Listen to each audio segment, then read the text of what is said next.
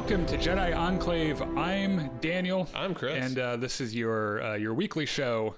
It's the Jedi Enclave presents the Now This Is Podcasting podcast. Yes, where we talk about Star Wars things and Star Wars adjacent things, like Star Wars news. And when there's a Star Wars show out, we talk about it. When there's a new movie out, we talk about it.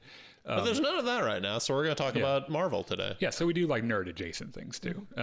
So there is Star Wars news today. Yes, quite a bit of it. We're going to talk about Jon Favreau's Mandalorian film, which had a big, exciting update today, in the last week. Sharmeen Obaid-Chinoy has apparently made some controversial statements that we're going to talk about that aren't really that controversial, but we'll get there. And you and I both this last week both watched the Marvel's new Marvel Spotlight show, Echo, yeah, that premiered on Disney Plus. So we're going to review that. We'll do a spoiler-free little chat, and then we'll spoil it. And I want to get done a little early if I can today, because there's no way that's going to happen, but go on. One way or another, there will be surprise content on the channel today, and it will either be at the beginning of our Battlefront stream, which will start at 7, or it'll be before our Battlefront stream as a separate thing. But if you like the page, if you follow us on YouTube and you sign up for notifications, YouTube, Facebook Live, Twitch, you'll get a notification when we go live. And I'm not gonna tell you what it is. It's a surprise. I'm extra excited because this is a surprise to me too. Time codes are in the description. So if you're watching the podcast version of this later on, and you just want to get to my groundbreaking thoughts on Echo, you can skip to that. Or if you just want to. If you want to see us talk about the Star Wars stuff, that'll all be in the description. And while you're here, make sure you subscribe, comment, subscribe, share it with that one weird uncle of yours. Yeah, Jesus would want you to do that. I think. I don't know. Yeah. Maybe he would. It seems real. Yeah. Our Discord, the link to our Discord server is in the description. Also, you should join us there. Lots of fun conversations we had there. Lots of memes. Yeah. And like I mentioned, Battlefront 2 will be happening at 7. Gungans and Dragons Sunday at 7. And we have have we shield for everything? Do we need to mention Connor? Oh, Connor at the Star Wars Hub. Yeah. Yeah. Our buddy from across the pond. Who puts up with our bullshit and runs two of the few Facebook pages that are actually worth your time. Also, there's more to him than him just being British, but if there are, I don't know them. All right, now we've shielded for everything. Yeah, let's get in this, because if we can get done by like 40-ish, 6:40, they'd be perfect. That way I got time to... Well, good luck to us. We'll see how it goes. Let's just fucking speedrun this shit. Let's talk about the Mandalorian movie. Okay. This last week, Star Wars kind of dropped a couple surprise information bombs on us. The Jon Favreau's Mandalorian film has an official title called The Mandalorian and Grogu, which I know. It's fine. I was like, that'll probably change later, right? I mean, it's descriptive, if nothing else. You know how Agatha Harkness, the Agatha Harkness show, has changed titles like 4 times? Yeah. I think something like that will happen with this, because I was like, The Mandalorian Grogu, you are going very literal with this movie title. I mean, it's a Mando movie. Yeah. That's exciting. Right. That's apparently the title. It's going to go into production later this year, and it's going to be produced by Jon Favreau, Kathleen Kennedy, and Dave Filoni. That is the line of usual suspects. Right. And it makes sense for Dave Filoni to kind of weigh in this. First, Jon Favreau said, "I love telling stories set in the rich world that George Lucas created. The prospect of bringing the Mandalorian and his apprentice Grogu to the big screen is extremely exciting." So that's how he kind of pulled up on this. The thing that, like the Dave Filoni thing, despite him being on other Disney Plus stuff anyway, we've been guessing for a while that this is like the culmination of all the Disney Plus properties, minus Andor, because we know how that story ends. Yeah.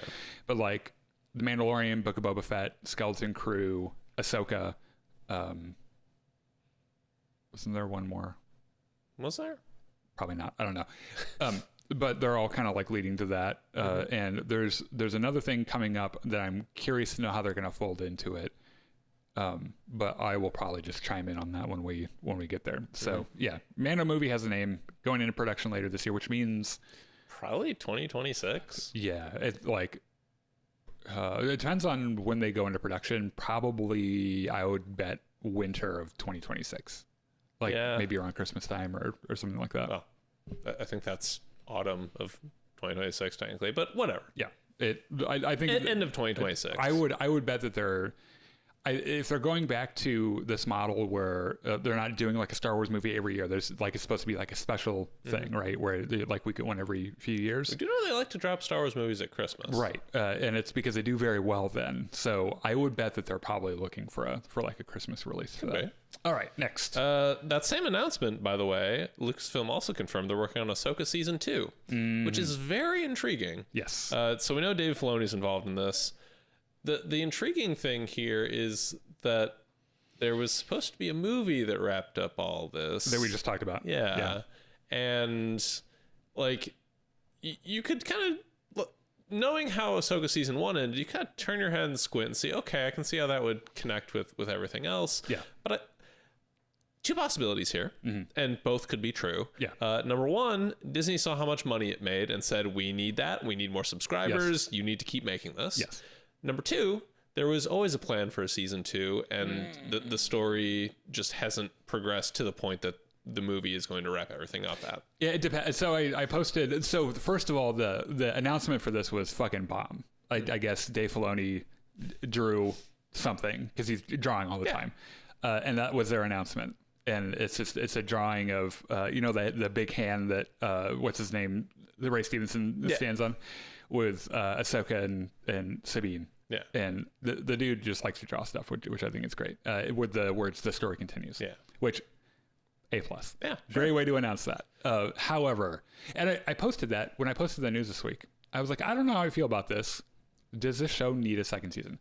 And there are, of course, like every person in the world who doesn't read posts who are like, they're like, why would you even ask this? Like they didn't, like it ended on a cliffhanger and blah, blah, blah, blah, blah. And it's like, I didn't say, does this story need resolution? Because it obviously does. But I thought that was going to get resolved in the film that they're doing with Dave Filoni's movie. Yeah. And I would bet money that they were like, fans liked this. They liked the Anakin Skywalker stuff in it. Honestly, a lot of people, that's the only thing they talk about from that show. And they're like, all right, so we're going to do the Hollywood thing where if we do something good, people like it, we will do it again. Yes. Because we know that it will make money. And that isn't the best reason to do a show. No, not at all. Now, I agree. Like, there are hanging plot threads. Like, we want to know Shin Hati is still on this planet. And she's in charge of some weird nomads. Yeah, she's become a feral. Like and like Baylan Skull obviously is on his own journey, and the good guys are stuck far away. And then you in the Skywalker galaxy you have Thrawn showing up with all the witches and all that shit. I just kind of always assumed that that's what the movie was going to be, with like opening crawl, if they do an opening crawl, being like Thrawn's back. Thrawn's back. Everyone's here. You go. And someone gets on the phone and they call down. They get their Rolodex out. First thing in the Rolodex, Mandalorian. They're like, "Hey, are you and your kid available?" And you're like, "Yeah, we're not doing anything." Then you get Boba Fett, and they're like, "Hey, you and Robo Abs, you good for an adventure?" He's like, "Yeah, we're fucking by now." Also, we have Black Chrysanthemum with us. Is that okay? And they're like, "We know, absolutely." Luke Skywalker. Please say that you're available, because honestly, this whole thing, we just might die. Well, I have been spending a bunch of time going through Palpatine's old Force vaults, but I think I can make time to deal with Thrawn. You guys go do your adventure. When everything is lost, like when all hope is lost, I'll show up. There'll be one X-Wing coming out. And I got you. Don't worry about it. Yeah. And that's what the movie was going to be, right? Yeah. Because I cannot imagine what storyline they could do with the Mandalorian and Grogu that would be a feature film length thing. Yeah. That isn't this, right? So maybe they do a season 2 where they flesh out the story more than they could have in the film. And then the film is still what we think it is. It just, now that they've had a second season, they've written more of the story, like it's a little more fleshed out. In which case, if they do that and they do it well, fucking bring me a second season of Ahsoka. I'm all for it. Yeah. But if the only reason we're doing this is because, hey, people subscribed to see Ahsoka season 1, we can get more subscribers doing it with season 2, and they don't deliver on it, like, why the fuck? Like, why the fuck would I care about that? I have two big thoughts here. Number one, what the hell are they going to do about Baylan Skoll? Like, Ray Stevenson dying was a tragedy in so many ways. You got to recast him. They have to, but are they going to? I think they have to. I don't think that they're going to leave his story alone. What I'm asking is, do you think Disney isn't going to try to like AI fudge it together? Or, I don't think so. So all their AI stuff, most of it has been just, well, all of it has been AI alive people. Deepfake. Yeah, but they're people that are still alive, right? With the exception of Carrie Fisher at the end of Rogue One. Peter Cushing, Rogue One. Right. And that looked really fucking weird, yeah, but that was also the first time they tried to use that. He also died a long time ago. Yeah. Like, Ray Stevenson just died. It would be really weird. It would be really weird, yeah. but I'm not putting it past Disney to try. I would bet that they recast. And my fan recast right now, I will die on the sill, is Graham McTavish, who is in The House of the Dragon. I was going to say, he's a Game of Thrones guy, isn't he? Yeah. And he's that tall, bald motherfucker who's the captain of the King's Guard. Okay, yeah. Do you know who I'm talking about? Yeah. The dude looks just like he could do Baylan Skoll. Okay. And he's a fabulous actor. And he's 6'3". Okay. And he's These are all very important. He's really big. Yeah. And he kind of looks like him. Okay. Like, it could totally work. Yeah. My second thought is, please, dear sweet God, tone back on the fan service. Yeah. Like, yeah, we don't need. Like, I get why it made sense in season 1. I don't need that anymore. Right. I just need, like, take the story you have begun and take it to a satisfying conclusion. I don't need to see Anakin again. I don't need, all you're gonna get knifed by saying that. Someone's gonna show up to my house looking for you, and they're gonna knife me. It's okay. Your dogs will take care of it. That's probably true. So I would ordinarily agree. The thing is, I'm fine with fan service as long as it is a garnish on top of an already great story. In the service of telling the story. Yes. When all you have, when your entire plot is just fan service, not so good. Yeah, but it's like if you have a solid story and then you want to be like, you know what, we got to throw some stuff in here for the fanboys. Fine, that's fine. Okay. It doesn't need to be insane. Real quick before we move on, Frankie says, "What's up, boys? What's up? Hello there. What's up, guys? Chris, new movies, projects they announced. Hello, Chris Jedi.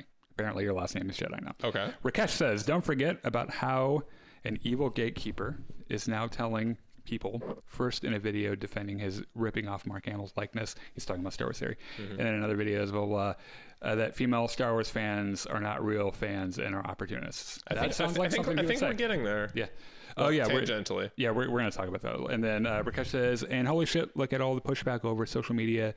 Female Star Wars fans approving the gatekeepers and his pick me. Yeah. We're going to talk about that here in a second because I think it's an interesting. It's not interesting. It's just actually. You want to just skip to that and make it our next topic? Yeah. So Sharmeen Obaid-Chinoy, I think is how you say her name. I'm very sorry. So she just said something about this. So she's doing the Rey movie. Yeah, she's the director of the Rey movie. Right. So she and Daisy Ridley are kind of like, they're getting together and talking and scheming. Yeah. She said, I'm very thrilled about the project because I feel what we're about to create is something very special. We're in 2024 now, and it's about time that we had a woman come forward to shape a story in a galaxy far, far away. Not wrong. Yeah. Now, everyone fucking stop, okay? And look, there are already people frothing at the mouth and... Just fucking stop? Yeah. Listen for a second. Look, they're going to see that there are guys that will see the title of this video. They'll never watch it, and they'll just freak out anyway. That's fine. You'll never change those guys' minds anyway. They didn't reason themselves into that position. They will not reason themselves out of it. Thanks for your angry comments, by the way. Those help us with the algorithm. Yes, so keep on being mad. Now, the thing is, I think it's a literacy problem in America, I think, because a lot of what I've seen on this is people being like, oh yeah, she said women did shape the, and then we'll show a bunch of pictures of characters in Star Wars that are women. And you're like, that's not what she's talking about. She's not saying that Star Wars needs more female characters, which it does. She's saying, what? She's saying what movie did Leia direct? What movie did fucking Mon Mothma direct? Yeah. None, because they're fake people. That's not what she meant, right? She's saying, as to date, there have been no female directors of Star Wars, which is factually true. I'm sorry, it just is. And it's a good thing. Like, it's fine. Like, having a woman to do a Star Wars isn't going to make your pee-pee shrink. And if it does, you should probably see a doctor about it. Like, that's probably has nothing to do with that. So here's the thing. A bunch of dumbasses, Star Wars theory, to fucking all the right-wing rage baiters on YouTube. Someone weighed in on this on our one of our Battlefront streams this last week. We're like, oh yeah, did you see that she said she wants to make men uncomfortable with Star Wars? And I was like, really? Because I read her comments and I don't remember her saying that. Yeah. And he was like, oh, I read it on a news site. And I was like, okay, cite your source. And well, let's investigate the material. He didn't say, but I was like, if it was any of these things, it's probably bullshit. So I looked into this. It turns out that it was a quote from a panel that happened 8 years ago. Mm-hmm. Way before, not even about an entirely different movie, right? About an entirely different thing. And she was it, and the quote's taken out of context. Yeah. It's not even, it doesn't even mean the thing that they want it to mean. Mm-hmm. And even if it did mean the thing that they wanted to mean, and she was literally like, I want Star Wars to make men feel uncomfortable. So the fuck what? Like, that's fine. Like, art is supposed to make you like. Some of the very best art makes you uncomfortable. Yeah. Like fucking Schindler's List, for instance. Yeah. Deeply disturbing movie. Yeah. It's also beautiful. Yeah. It's just like, I don't know.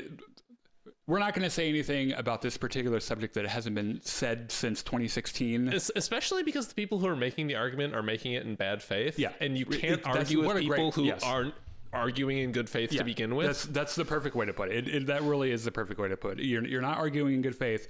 The discourse here isn't genuine. You just want to make your YouTube video that will make money, and so you put a title that you know is a lie that will piss everyone off. That's your side of the argument. Here we are with facts.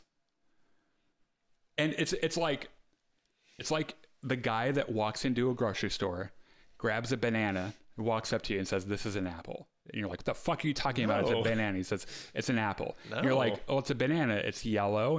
And when you start explaining it to them, they shove their fingers in the ears and they start screaming Sweet Home Alabama. Like they don't, like, reality does not matter, right? It's just like whatever clickbait bullshit you can put on YouTube to get people to click on it so you can get your paycheck. Like, that's all that matters. Mm-hmm. Anyway, let's talk about something else. Let's talk about Adam Driver for a second. Okay, good, because I need a break before I go off on Benioff and Weiss. So, Adam Driver was talking to... Who was he talking to? Was it Variety? The Smartless podcast. I'm sorry. Yeah, okay. And Adam Driver said, quote, they're doing stuff, but not with me. I'm not doing anymore, unquote. Which is good, honestly. Wars, yeah. Like... Well, also, his character died. His character is dead. Yeah. And death has to mean something, or else stakes don't mean anything. Why would you ever... Because they've pulled that trick so many times already. Yes. I'm also going to say that this is more or less what Liam Neeson said before the Obi-Wan series, and then he showed up as a Force Ghost in the last episode. Yeah. So I wouldn't put it past them having a Ben Solo Force Ghost appear at some point. Yeah, but like... the character as a major driving force in the plot is dead and should stay that way. It's Andrew Garfield. After footage leaked of him in the Spider-Man movie, him saying, I'm not in the movie. I'm not in the movie. I didn't get a call. And then he's in the entire third fucking act. Yeah, it's like, on one hand, you can't trust anything they say. Yes. On the other hand, if he's not it, that's fine. That's fine. Which is too bad because... He carried the sequel trilogy. Yeah, he did a really good job. Yeah, he's phenomenal. All right. So I'm going to try to control my blood pressure on this next one because... Good luck. These guys didn't even say anything particularly terrible. I just hate them so much. Okay, so Game of Thrones creators, Benioff and Weiss, were talking about their shelved Star Wars film. Okay. And they were like, hey, it was going to be called The First Jedi. Okay. And it was going to explore the origins of the Jedi Order. and they're really good friends with Rian Johnson. And then he called his movie The Last Jedi, and they're like, yeah, and he kind of ruined the title and blah, blah, blah. And this is all interesting. Yeah. And everything. But let's talk about why you're not doing Star Wars anymore. It's because you fucked Game of Thrones, everyone hates you, and Star Wars fired your ass. So I don't care what your movie was going to be called. You didn't have so they got around to the end of Game of Thrones, right? Season 8.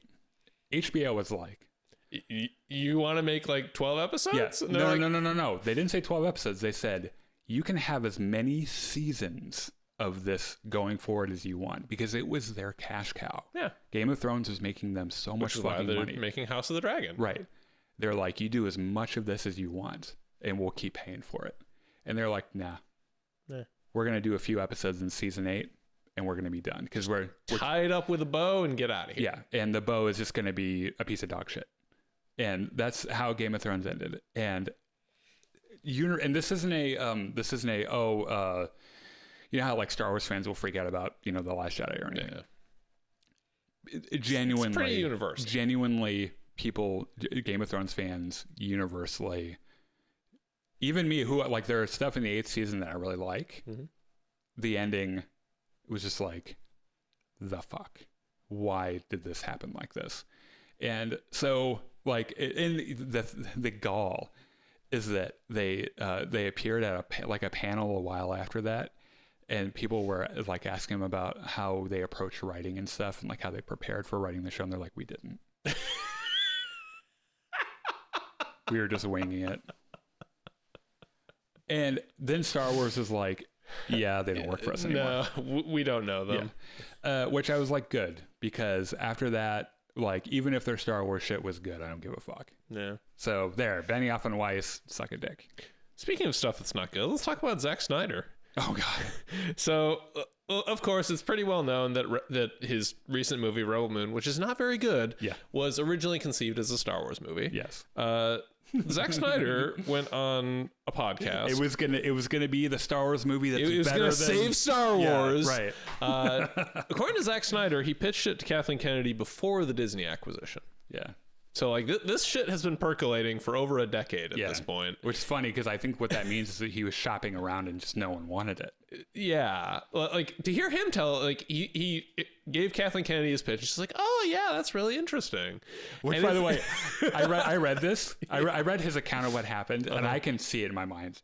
I can see him, like... Kathleen Kennedy's assistant is like, Zack Snyder's here. And she's like, oh, fuck. And so he comes in and he spends an hour. Do you know that meme of like, there's the guy and the girl at the party and he's like really loudly like trying to explain something to her, and she's like staring. Yeah. That's the image of this conversation I have. And he's like, oh, let's do a Star Wars. And can it be R-rated? And she's like, we'll see. Let's see how it develops. Yeah. And he's like, oh, great. Because he doesn't know how to read a room. And then like a few days later, Disney buys Star Wars. Yeah, like, right. He says he has a second meeting where ILM has done this like preliminary concept art. And he's like, oh yeah, that's really cool. And then 2 days later, Disney buys Star Wars. Which I like. Kathleen. As soon as he left, Kathleen Kennedy was like, oh, thank God, thank God he's got out of here. I hate that guy. The thing that I really laughed about was that he was like, yeah, they didn't even give me a heads up. Of course not. It was a multi-billion-dollar deal. You think they were thinking about Zack fucking Snyder when all the lawyers and shit sat down? You think that George Lucas sat down ready to drop, like, sign this contract? He was like, oh, did I run this past Zack Snyder first? Of course not. Of course not. Why the fuck do you, like... Because he thinks he's so important. Yeah, I don't know. And the thing is... I'm trying not to make this where, like, I hate a man because of a thing he made. But... We've talked about this before. The movie's really bad. It's not just that. Like the release the Snyder Cut thing. Oh God, I'm so tired of hearing about Zack Snyder. And I'm sure he's a fine person. And when he was doing Justice League, his daughter tragically died. That's why he had to step away from it. And that has to be just unbelievably terrible. And I totally get that. And I wouldn't wish that on anyone who I actually knew and didn't like. But I'm just so tired of all of it. And like this hype around Rebel Moon, like, oh, well, you guys don't like Disney Star Wars? Here's the new Star Wars. Here's the fix for it. And it was fucking terrible. Just fucking terrible. It's really bad. Yeah. So Zack Snyder, I obviously don't personally know you. No personal animus here. It's just if Jesus you're a Christ. cool guy, you're a cool guy. I'm just so tired of seeing your name in things. All right. One last thing. I was hearing about a rumor about a Star Wars What If series that was mentioned, I guess. Hopefully with Yoda dropping the Justice Star in Coruscant, because holy shit. That would be pretty neat. It was mentioned, I think, in the Hollywood Reporter, but it cited a really dubious source.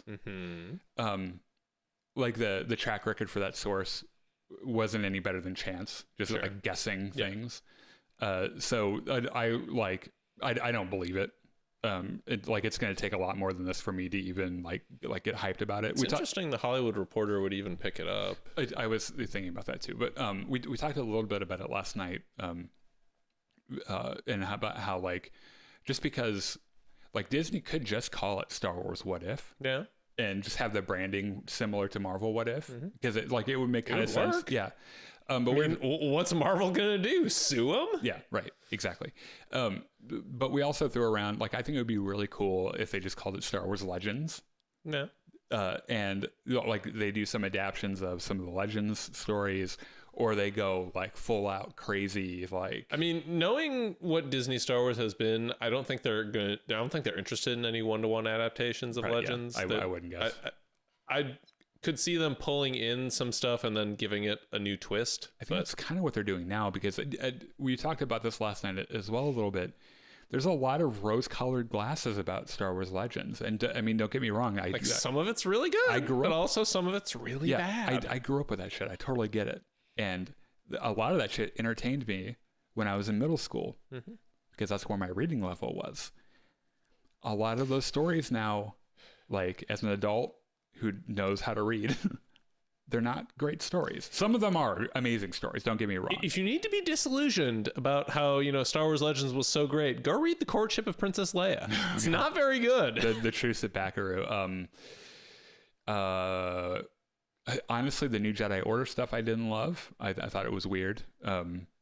I liked some of the Yuzong Vong stuff, but some of the stuff in the same series I wasn't crazy about. There's a lot of mixed stuff out there. Yeah, and it's because they, like, George Lucas didn't give a fuck. He did not give a shit. Like, he was just willing to stamp Star Wars on anything that would make money. Yeah, and like, and that's fine. I don't think he wasn't thinking long term about it. So the quality swings wildly from book to book. You have Timothy Zahn, and then you have Timothy Zahn and Michael Anderson, who did the Jedi Search series, which I think was really good. But and like Dark Empire 2 is a really cool comic, and like, surprise, Palpatine coming back wasn't like that. Didn't start with Rise of Skywalker, that existed in Legends already.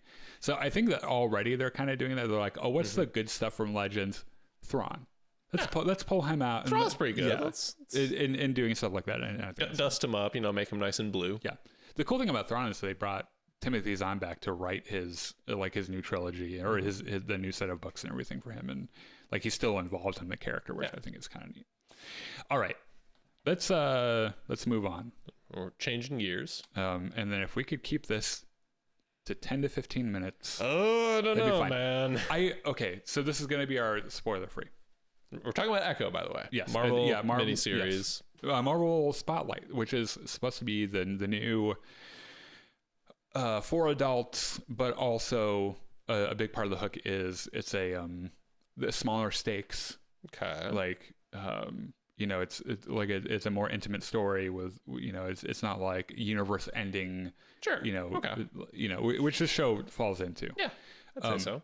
And if I'm going to say some spoiler-free words about it,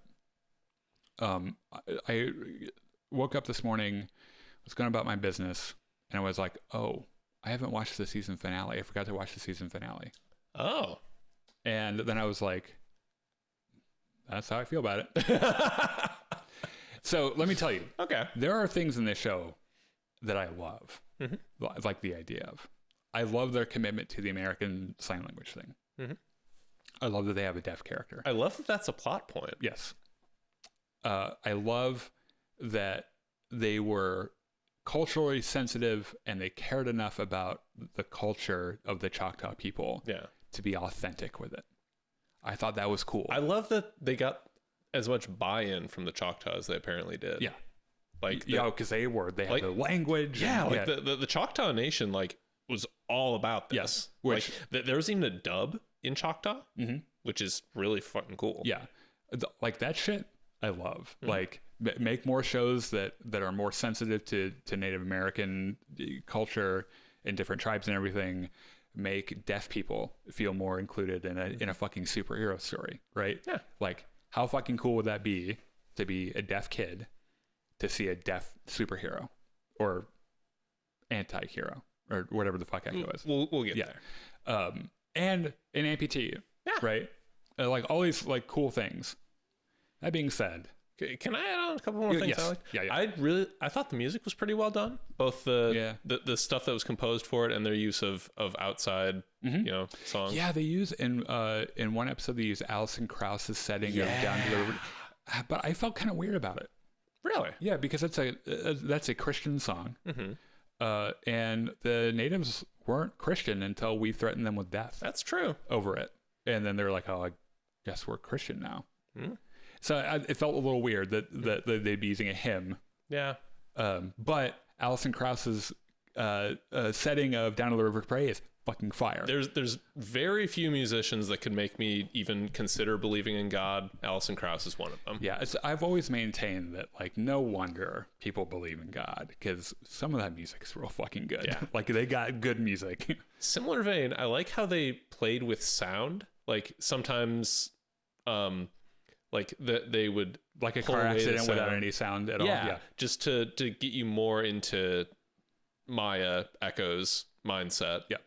I thought most of the action scenes and fight scenes were pretty well done. It was better than the Netflix Marvel stuff had this thing that they'd fall into where, like, every fight would happen in a hallway because it's just easier to film and it was an easier way to have everyone come at the hero one-on-one because people don't do that in real life, right? Like, you don't have a big mob of people and then, like, the first guy comes and you beat his ass and then the next guy comes and you beat his ass but, like, you put it in a hallway, then you kind of have to do one, right? Yeah. So they kind of stayed away from that.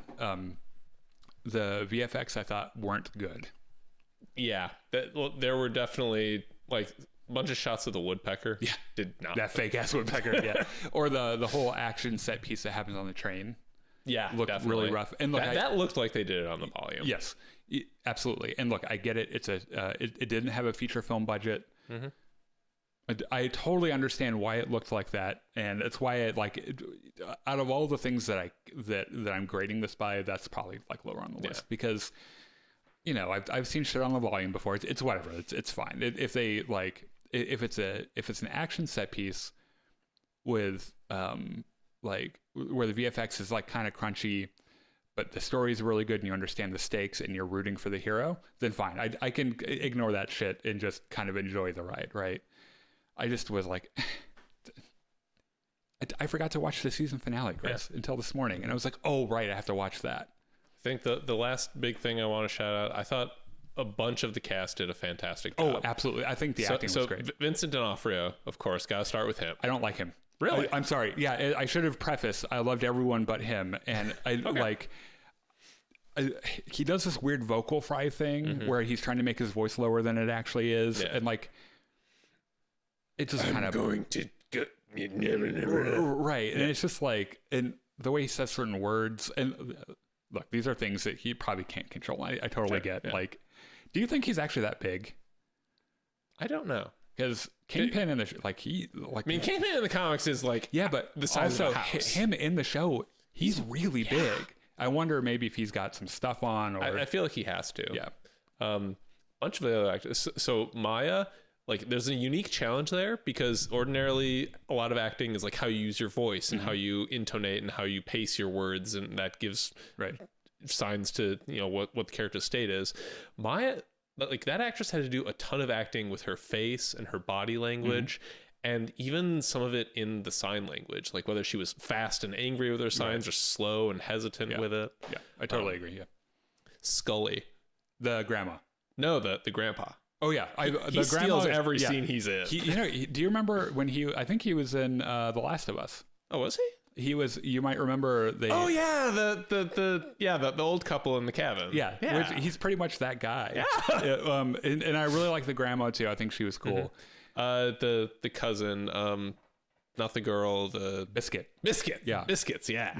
Yeah. He was. I was surprised that role wasn't played by Zach Galifianakis. It's a very Zach Galifianakis role. Right. And then so let's move on to spoilers. Okay. First thing, I am pissed at how dishonest the marketing was for this. How so?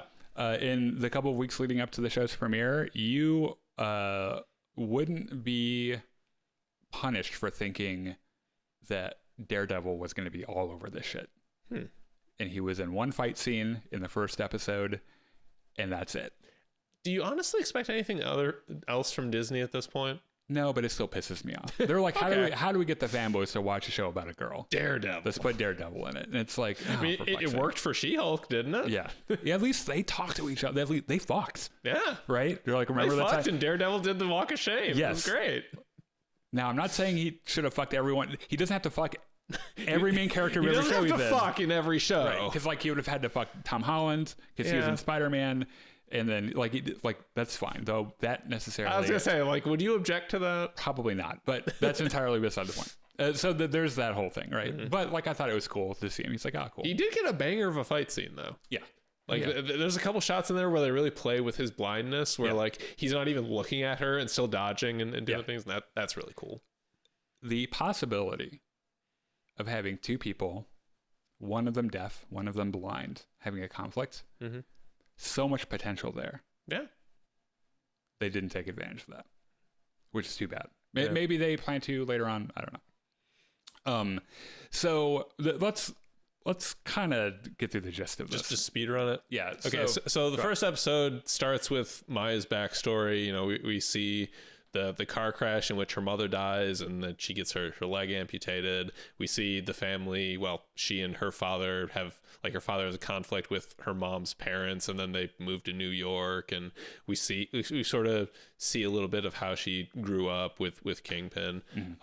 This all kind of comes to a head after... By the way, there's so much footage in this from Hawkeye. Yeah. And that was one of the hooks for the Marvel Spotlight thing, was you don't have to watch all the shows to get in on it. Because they told you what you needed to know. Well, they say that because they're like, you're going to watch half of Hawkeye anyway, just in the footage we're going to use.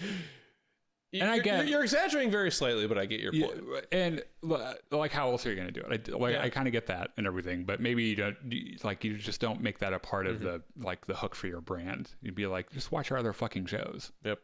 So eventually Maya gets to the point where she's working for Kingpin, and as his very first job, he sends her to go kill some people in a drug lab or whatever. He sends some goons with her, and they go in there, and the fight starts, and the goons are running around shooting people, and someone tackles Maya, and you see she's hesitating, she's not sure if she's really into this. Yeah. And then she gets a guy in a headlock, and I'm watching this. I'm like, oh, Maya, girl, that's how you kill people. Yeah. Be careful. You're so close. And she thinks about it for a second, and she snaps his neck, and just kind of zooms in on her face, and she does some really good acting with her face right here. As kind of the realization sets in, then she's like, yeah, okay, I can do this. Yeah, that wasn't so bad. Yeah. And then she goes in and kicks a bunch of ass. It's funny. My late brother. Killed people for a living. That's was his job in Iraq, and I remember he jumped out of planes and killed people, which I thought was kind of badass. But I remember asking him what it was like to do that, and he mentioned that you think that you can't kill someone until they're trying to kill you, and then you just your brain changes. Nothing else matters, and that's one of the reasons they train soldiers is the way they do, is so that when you're in a situation like that, like she was in, they train you in a fashion where your training just takes over, and you can just do it from muscle memory, because everyone's a badass in their own mind and on the internet, and they watch their Steven Seagal movies and they're thinking, oh, well, you know, a good guy with a gun could have stopped this. Yeah. And when you actually get in a situation like that, what's likely going to happen is you're going to shit your pants. And I don't care how fucking tough you think you are, that's what's going to happen, right? And so I thought it was interesting that she had a really similar thing where, like, she had plenty of martial arts training. She was a badass already. She walked into the situation and was like, what? And then it took someone directly trying to kill her where she was like, oh, okay. Yeah. And then everything changed, right? So I thought that was cool. We get the fight with Daredevil, which, as we said, was pretty well done. Yep. Kind of fun. Yeah. I like the part where she like just starts shooting a whole bunch of guns at him. He's just dodging, and then eventually like knocks over her. Did you notice he reacts? The thing that gets him to react is she makes a lot of noise, and so like when she pulls a gun off the thing, like there'd be a like kind of a loud scrape, and then Daredevil would be like front flip, like it's time to do a move, right? Yep. And I just like there's so much potential with this particular combination of people. I hope they do more Daredevil Echo stuff in the future. I'm a little pissed they didn't do it in this show. So the general thing is Maya's trying to like find who she is. Kingpin has like molded her into a tool for his empire, right? So like after she shoots Kingpin in the face, which he was totally fine from. Yeah, apparently. Well, she jumps on her motorcycle, goes riding. We catch up with her in Oklahoma. Yeah. And she's like got this, you know, bullet wound in her side, and she's, you know, trying to no sell it, but she's kind of in trouble there. It's a bullet wound. Yeah. What are you gonna do? Got some blood loss. Yeah. So she gets back to her childhood home and kind of sneaks in and like stitches herself up with dental floss. Great way to get an infection, by the way. Yeah. And like sleeps it off, and she wakes up the next morning and look, it's her fucking cousin Biscuits. Yeah. And his dog. Yeah. Yeah. Biscuits has a good dog. Yeah. Billy Jack? I don't remember. I think that was the name. Anyway. We see it once, and then we never see that dog again. Biscuits is like, hey, Maya, you know, you gotta tell everyone you're home. And she's like, no, don't tell anyone I'm here. Like, let's just keep this between us. And by the way, like, can you help me with something later on? He's like, okay, what are we gonna do? So she goes talk to her uncle, who is, I guess, the Kingpin's local guy. And she tells her uncle, like, hey, you know, I'm going to do this. He cooks the books for the train stuff to ship his weapons, pretty much, right? And she tries to convince her uncle to you know, join on her side and to try to take over Kingpin's organization. And he's like, too much heat. No, too much heat. I like the people around here. I wouldn't bring that to them. Yeah. Pretty much, yeah. So she's like, well, okay, fuck you. Hey, Biscuits, let's go rob. Let's go sneak on a train. And because he's an idiot, he's like, sure. He's like, absolutely. Yeah. So we get this nice little action set piece where like Biscuits is driving after the train, and Maya like jumps onto it from a bridge, and she's sneaking around and cuts her way into a car, and he's out. And at the end, Biscuits is like, oh, you did all that. Like, what the fuck were you trying to steal? She's like, I didn't steal anything. So we cut to New York, where this train arrives in a warehouse, and they start unloading it, and they open the box, and it fucking explodes. Everything explodes. The whole warehouse blows up. There's a roller rink with a guy who cleans the roller skates, who is the same actor in The Mandalorian, season 2 finale, where they captured Dr. Purging's shuttle. The guy that holds Dr. Purging at gunpoint, who antagonizes Gina Carano's character, who is like, oh yeah, I saw Alderaan, blah blah blah blah, and she shoots him in the face. That guy. He has a very unlikable face and a very unlikable voice. Say, he plays that type of character very well. But anyway, it's the whole thing is like Kingpin's trying to figure out a way for her. Kingpin survived, by the way. Yeah, spoilers. And he's trying to figure out a way to have her not be a problem and bring her back in, so she can still be a tool. Hey, Maya is really useful. Right. I'd like having her on my side. Emotional manipulation, the whole thing. She's trying to rediscover her roots. There's this whole mystical thing with the Choctaw people and their creation story, their creation myth, about how they started in a cave. That part I wasn't super great. It felt like kind of tropey, like, oh, the magical Indians and their connection to the land. And some of their creation myths are like that. Yeah. Like I'm not saying the fact that it was real was kind of crazy to me. Yeah. Because there's some mysticism in this where she does a thing and like, you know. Yeah. But she reconnects with people from her past and, you know, she basically she's in the having these end, visions, and eventually she visits with her grandma. Her grandma's like, holy shit, I recognize those visions. You know, like when I was, you know, giving birth to your mother, I had all these flashbacks of people. Also, I did lives. copious amounts of shrooms right before I gave birth, but yeah, that's probably unrelated. Yeah. And the whole thing, I guess, Kingpin was going to roll up to a Choctaw powwow and kill everyone. Yeah. Like do a hate crime. I guess. It brought a whole fucking army with him and rocket launchers. And they saved the day. Yeah. Biscuits gets a monster truck and drives over the vans full of hate criminals. And Grandma gets some powers and punches a few dudes. Yeah, So that's pretty cool. That's pretty great. And Maya fights Kingpin. Yep. And she uses her weird echo powers to go into his mind and revisit when he like killed his father or whatever. And get him to let go of the rage or something. Yeah. And I don't think he did. Or maybe he did, and that's why he's so confused. It's ambiguous, I think. I don't think. Because I don't think I've read a single internet comment from anyone who fully understands what happened in that scene. Yeah. I think what we're supposed to get is that Kingpin is no longer consumed by the rage that drove him to kill his father and then drove him to do everything else in his life. It could be, maybe it's he's never run into the supernatural before and was like, what happened? Like, what was that trip we did together or whatever? Maybe. So they saved the day. She has powers now, which she didn't have in Hawkeye. Yeah. She's reconnected with her people. Yep. She has a new outfit, which is a Disney Plus Marvel trope. She got a new, her prosthetic leg has a thing on it. They lampshade, by the way, when he gives her this thing for her leg, it's like this big gold thing, and she's like, it's too flashy for me, and he's like, oh, should I paint it matte black? Or it's like, you guys are making fun of yourself. Like, I see that. And then there's post-credit scene where Kingpin is on his plane flying back to New York, and there's this TV show talking about, you know, the race for the mayor, New York City, which is a thing that Kingpin did in the comics. So like they're pretty obviously going after that. Yeah, and so he's like, I'll be mayor now. Yeah. And that's the end.